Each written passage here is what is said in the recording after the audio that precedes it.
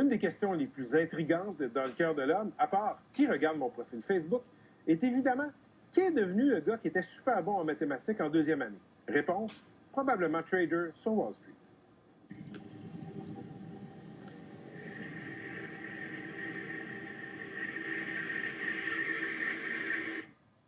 Bruno Caron, Frédéric Boucher, Pascal Charbonneau. Vous êtes trois Québécois qui travaillaient en haute finance sur Wall Street. Bienvenue au Franc-Tireur. Merci. Merci. Vous auriez pu travailler en finance à Montréal. Il y a des jobs en finance à Montréal. Vous êtes venu à New York. Est-ce que c'est un préjugé si je me dis que vous êtes venu à New York juste parce que vous voulez devenir riche? Moi, je suis pas tout à fait d'accord. Mon but dans la vie, c'est pas juste d'être riche. Il y a bien des gens qui nous regardent là, pour eux, c'est le symbole. Pour être riche, c'est $1 million, mettons. Vous autres, vous avez des clients. Vous vivez dans un monde où les gens sont extrêmement bien rémunérés pour les bonnes décisions, je dis bonnes en guillemets parce que c'est pas toujours le cas, qu'ils prennent. C'est quoi être riche? Et puis $1 million à New York, ça va pas très loin. Hein. À New York, t'achètes un appartement, une chambre à coucher, ça peut être $1 million. Donc, c'est New York, je pense, nous rend quand même assez humble par rapport à la richesse, parce que même si on fait pas mal d'argent, t'en as des milliers, si c'est pas des centaines de milliers ici, qui en ont beaucoup plus encore. J'aimerais vous entendre sur les principales différences quant aux perceptions face à l'argent au Québec puis à New York. Ici, évidemment, je veux dire, être riche, c'est l'équivalent du succès. C'est pour beaucoup, c'est le but ultime, c'est l'aboutissement de tout. Donc, alors que dans plusieurs autres places, c'est pas la même chose. Mais je veux dire, si tu veux vivre à Manhattan, c'est pas nécessairement que ta perception de l'argent, il faut que ça soit incroyable, mais il faut que tu en ailles, parce que sinon, tu peux pas habiter ici. Quand on est petit cul, là, je me rappelle à la petite école, là, on voulait devenir pompier, policier, docteur, joueur de hockey. Il n'y a personne qui se disait « je vais devenir actuaire » ou « je vais devenir analyste » ou « je vais devenir trader ». À quel moment est-ce qu'on se dit « ouais, ça peut être un métier, ça ». Je sais pas pourquoi c'est venu, mais c'est venu vite. J'ai eu un tout petit héritage de la famille, et puis j'ai commencé à investir dans les options sur le compte de ma mère. Fait que, tu sais, je veux dire, même si t'avais pas l'âge de transiger. Ouais, j'avais comme probablement 13, 14, 15. Attends, t'avais 13, 14 ans, puis t'investissais à la bourse. C'est l'inspiration. C'est l'inspiration pour le E-Trade Baby. Donc, ouais, puis de savoir que je voulais être analyste, vendeur, trader, investisseur, non, mais je savais que je voulais être dans le marché. Bruno? Moi, j'ai découvert ça peut-être vers 6 ans, quand mon Slapshot ne levait pas. Et puis, j'ai vite su que je n'allais pas être joueur de hockey, malheureusement. Et puis, j'aimais beaucoup les mathématiques. Ça a toujours été ma force, ça a toujours été ce que j'aimais faire. Et puis, à travers les années, à travers les études universitaires, je me suis toujours orienté là-dedans. Tu savais que c'est là que tu t'en allais? Moi, tout le monde me disait l'actuariat, c'est vraiment une profession qui demande des capacités, des bonnes capacités en mathématiques. Je me suis toujours aligné là-dedans. Puis j'avais toujours l'esprit ouvert. Je me suis dit, je vais peut-être faire quelque chose d'autre. Mais je veux dire, j'ai toujours continué dans cette lignée-là. Les grands maîtres des échecs étaient presque tous là. L'Ukrainien Vassili Ivanchuk, 4e joueur mondial, l'Indien Pentala Harikrishna ou l'Américain Gata Kamsky. Parmi eux, 2 Canadiens, Marc Bluestein et le Québécois Pascal Charbonneau. Les échecs, est-ce que ça t'aide dans ton métier? Ben, je pense que oui. Je pense que ça m'a aidé à obtenir ma job. Donc, c'était une des choses qui, disons, quand j'envoyais mon CV, c'est une des choses qui était... Ben, c'était peut-être la chose la plus importante. Là. Ils voyaient que j'avais été champion canadien, puis j'avais compétitionné beaucoup, puis j'ai été chanceux que dans ma jeunesse, je suis allé partout dans le monde pour ça. Ça fait que ça m'a donné toute une expérience de vie. Mais la façon dont ça m'aide le plus que même la stratégie ou le calcul ou ces choses-là, c'est le fait que en compétitionnant, j'ai vécu beaucoup de stress. Parce que les échecs, c'est un jeu difficile où à chaque coup que tu joues, t'es un peu sur le précipice et tu peux perdre. Une petite erreur, puis c'est fini. Puis si tu fais une partie, souvent, tu peux plus gagner le tournoi. Donc, c'est un stress.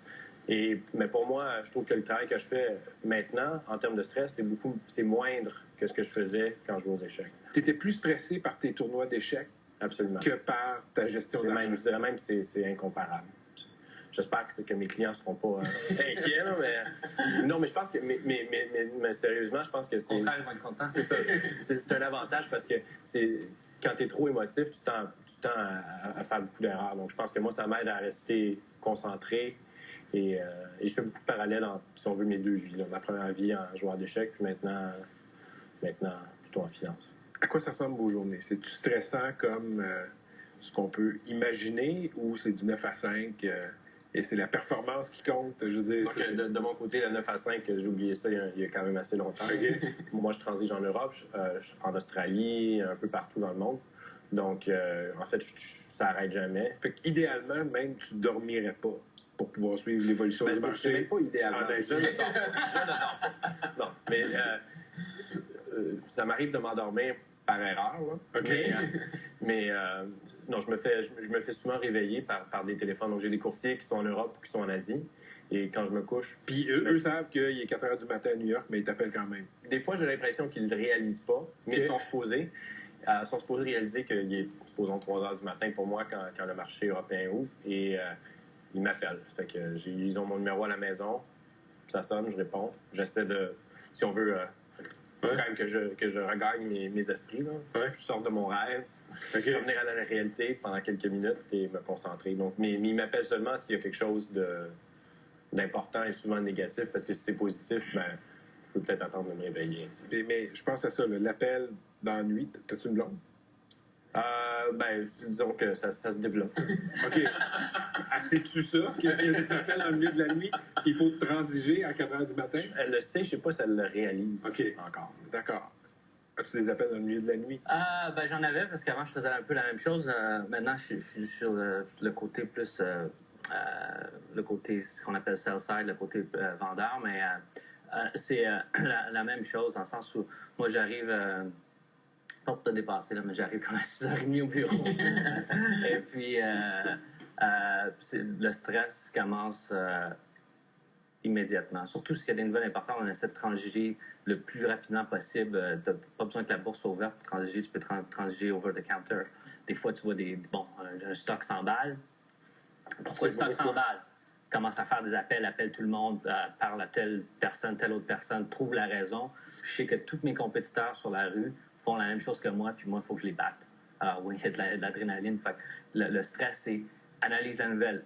Tu n'as pas 2 heures pour l'analyser, tu as 5 minutes, ça peut être très compliqué. Ça peut être qu'est-ce que ça veut dire pour l'acheteur, pourquoi il a fait le deal maintenant, est-ce qu'il a payé le bon prix, est-ce qu'il peut y avoir d'autres acheteurs pour cette compagnie-là, est-ce que les investisseurs de la compagnie qui se fait acheter, est-ce qu'ils vont être d'accord avec ça, est-ce qu'ils vont voter pour la transaction, non, etc., etc. Est-ce que nos clients devraient garder leur stock de la compagnie qui se fait acheter, vendre leur stock ou en acheter d'autres parce que peut-être qu'il y a un autre acheteur qui va vouloir payer un plus gros prix. Donc, normalement, en temps normal, les trucs comme ça sont annoncés vers 7 h le matin. À 7h15, même pas, à 7h05, les gens disent « Qu'est-ce que tu fais avec le stock? » Les décisions qu'on prend ont quand même un impact sur le fonds de pension des gens. Sur le fonds de pension des gens. Et si on perd $1 million en une journée sur quelque chose qu'on a fait qui n'était pas correct, ben, on se sent pas très, très bien. Et ce qui est compliqué, c'est un peu de se dissocier de ça et de penser qu'on gère à peu près 2 milliards. Donc, 1 million, c'est quand même juste... c'est pas tant que ça. Là. C'est même pas 1/10 de 1%. Donc, c'est pas... C'est comme si c'est un portefeuille de 10 000 $, tu perdais 10 $. Fait que c'est pas nécessairement beaucoup, sauf que c'est difficile de se dissocier du fait que, ben là, je viens de faire quelque chose et ça a quand même... Donc, le stress, c'est de prendre une décision qui va faire perdre de l'argent. Oui, et si on veut... de 2 façons que tu pourrais peut-être perdre ton emploi si tu n'arrêtes pas de faire des niaiseries. Okay? Ça, c'est quand même... ça peut être un problème. Ce qui est pire, c'est que si tu te trompes souvent, les gens arrêtent de t'appeler. Puis si les gens arrêtent de t'appeler, tu fais plus d'argent. Puis si tu fais plus d'argent, tu n'es plus important. Si tu n'es plus important, bye. tu retournes à Montréal. C'est philosophique. Tu t'en vas sur la plage en quelque part jusqu'à temps que les gens ont oublié ce que tu as dit il y a 3 ans. The stock market is now down 21%. Because we're now down 43%. A lot of their customers are freaked out, waiting to see how low the Dow will go. They're focused on the Dow, not so focused on OPEC. Après 2008, est-ce que vous étiez l'objet de colibets des New-Yorkais? Est-ce que c'était bien vu de dire qu'on travaillait en finance? C'est plutôt quand on sort de New York, je pense qu'on a des problèmes. OK. Que de dire que tu travailles, surtout comme travailler à un hedge fund, souvent, ça n'a pas une très bonne réputation. Tu as l'impression que les gens pensent que tu es comme un prédateur qui essaie de faire de l'argent. Mais pas à New York. Non, mais je te dirais que ce que je trouve, moi, c'est que les gens, justement, généralisent beaucoup puis mettent tout le monde qui travaille sur Wall Street dans le même, comme si on était tous dans le 1% qui a OK. un boni de 25 millions à chaque année. Je veux dire, c'est C'est pas la Quoi, pas la réalité. Vous n'avez pas de boni de 25 millions? Hélas. Pas encore. Merci, les gars. Merci. Merci beaucoup. Merci beaucoup.